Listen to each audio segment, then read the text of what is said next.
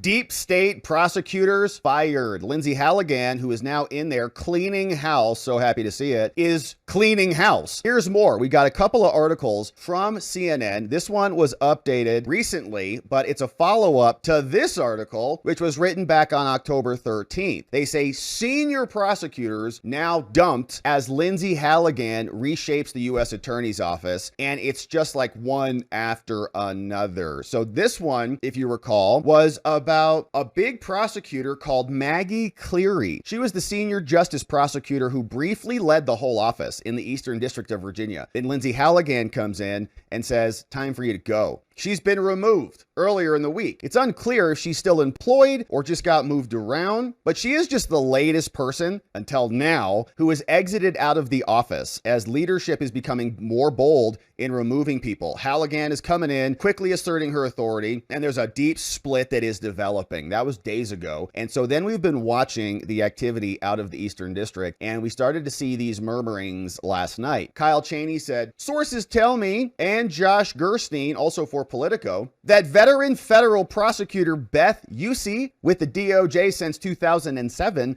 was fired after resisting the Letitia James indictment. Adios. Also, Kristen Bird, who's with the Eastern District of Virginia since 2019, also gone. And CNN was picking this back up, saying, man, even more prosecutors are getting fired over there. Lindsey Halligan, look at her. She's just like, I don't have time for this crap. Look at that face. I don't have time for this crap. Are you going to pursue justice or not? Not. Get out, which is what we love to see. One source said Halligan fired them because she believed the attorneys were leaking unauthorized information to the press, just like their BFF Comey.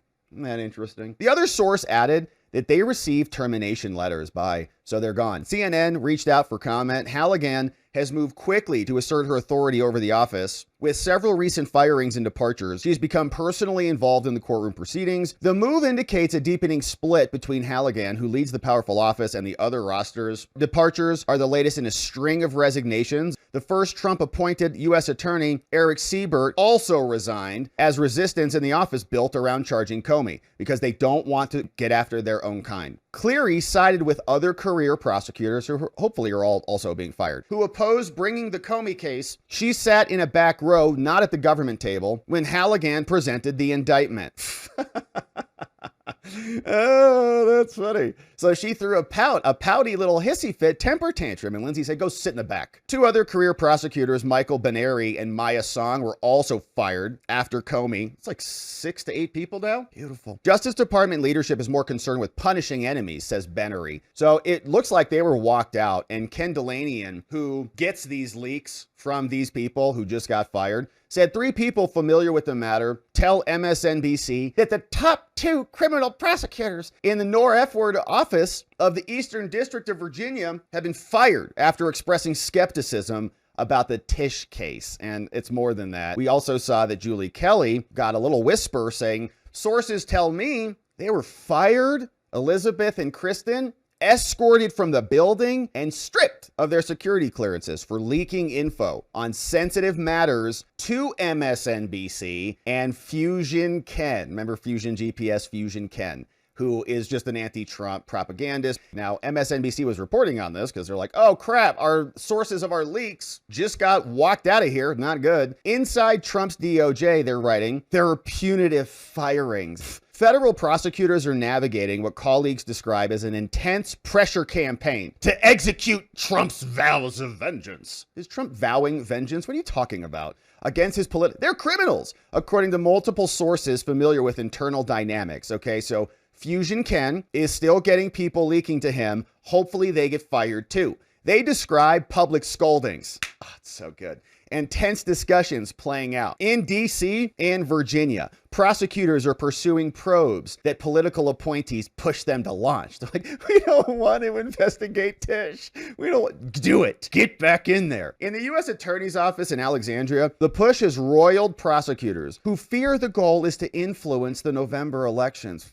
Give me a break. You guys prosecuted Trump 4 times and tried to bankrupt him and throw him off the ballot, and many other civil cases.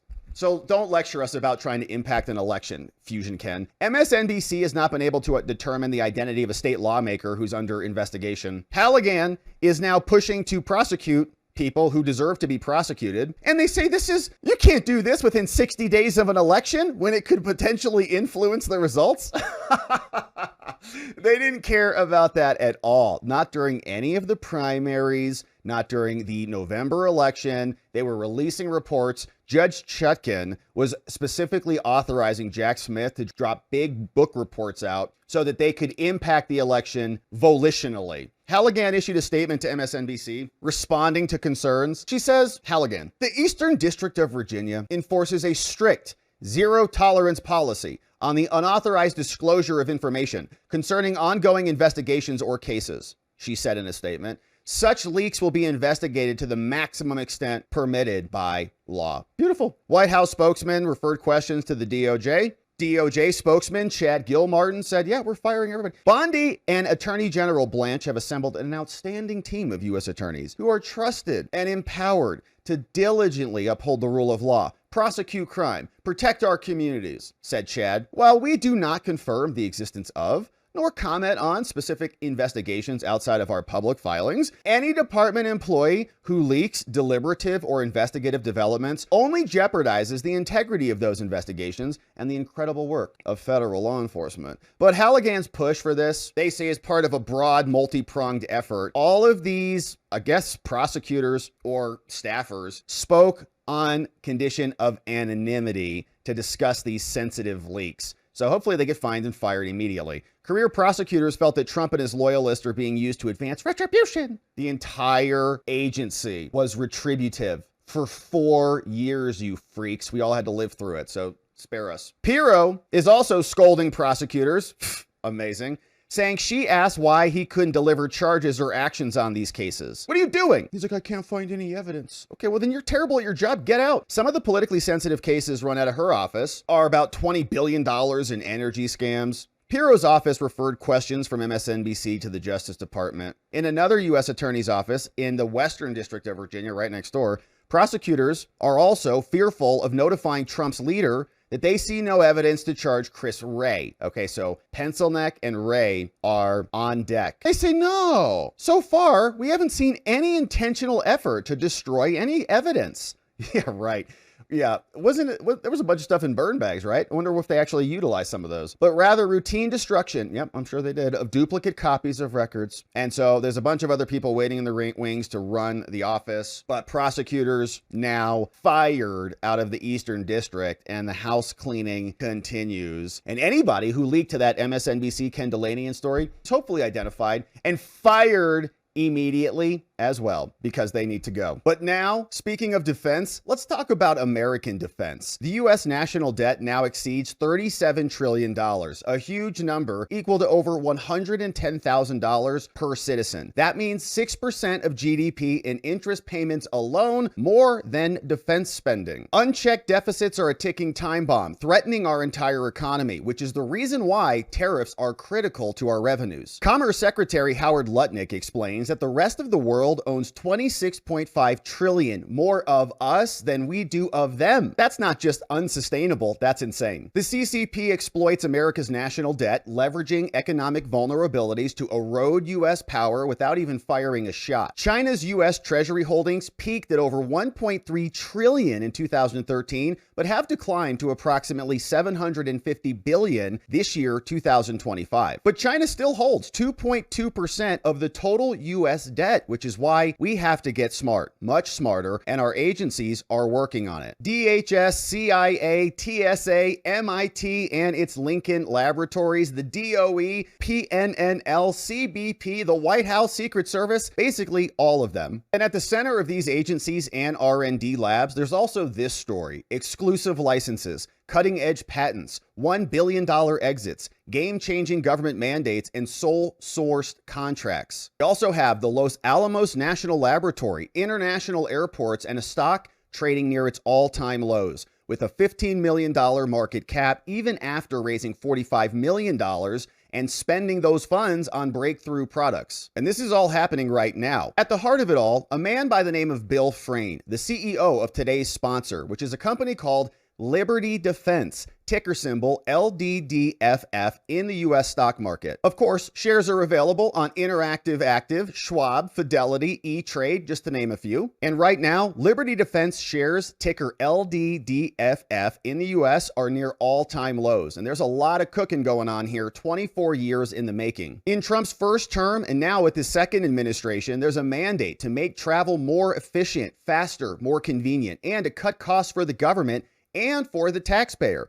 almost like the DOJ environment, except now in the travel industry. Here's some background. Remember after 9/11 when the TSA deployed 2,000 EDS, CT, and trace scanners? It cost about $4 billion. By 2005, all 450 U.S. airports complied, and we slashed bomb threats by 90%. Then in January 2010, TSA rolled out advanced imaging technology scanners. These changes made the U.S. aviation system the world's safest. Because of everything that's happening in the United States and around the world, many are talking about security. In addition to airports, places like stadiums, government facilities, and more. And that's where Liberty Defense comes in. Again, Liberty Defense stock, ticker LDDFF, is down 87% in 7 months. The company has raised $45 million, and its current market cap is only $16 million. And it has developed and began commercializing one of the most competitive and innovative products of its kind, all in accordance with Trump's TSA mandate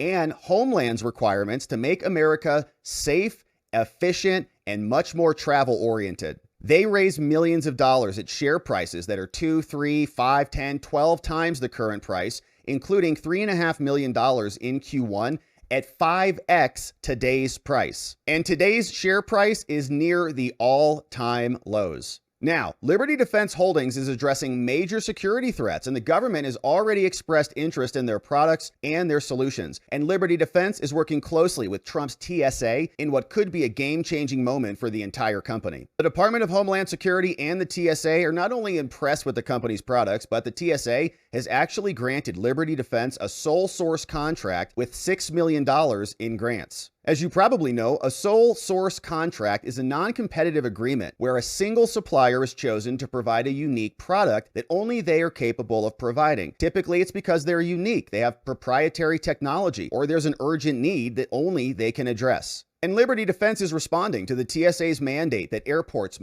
absolutely must begin screening employees in addition to passengers for explosive type threats, including metallic and non-metallic threats. Learning about their HexWave technology is critical to understanding its potential penetration to the threat detection and the security markets. And Liberty Defense is also handling HD AIT upgrades for existing machines, because the TSA has inked a sole source contract for this kit to Liberty Defense, which is currently being tested by the TSA, with sales expected to begin in the months to come. This is a big project. The full HD AIT upgrade campaign is TSA's goal to retrofit about 1,000 body scanners with new body scanners at a unit cost of $100,000 each. That's a big contract, and the TSA has already started with Liberty Defense with a $4.5 million sole sourced contract, all with Liberty Defense having a market cap of just $16 million. With their technology, Liberty Defense Holdings specializes in concealed weapons detection technology and stands at the forefront of this arena with their flagship HexWave systems. HexWave system is a walk-through portal that employs millimeter wave technology, advanced 3D imaging, and artificial intelligence AI to detect both metallic and non-metallic concealed threats. Unlike traditional metal detectors, which fail against plastic or 3D printed guns, HexWave scans individuals in real time as they pass through, processing up to 700 people per hour without requiring them to move their jackets, shoes, or items in their pockets. This contactless, high-throughput design minimizes disruptions while maximizing accuracy, reducing false alarms and the need for the invasive pat-downs. And Liberty Defense secured an exclusive license for the technology. One of the first customers was the Los Alamos National Lab. But most incredible new development just occurred recently when the TSA issued a mandate for roughly 173 airports around the country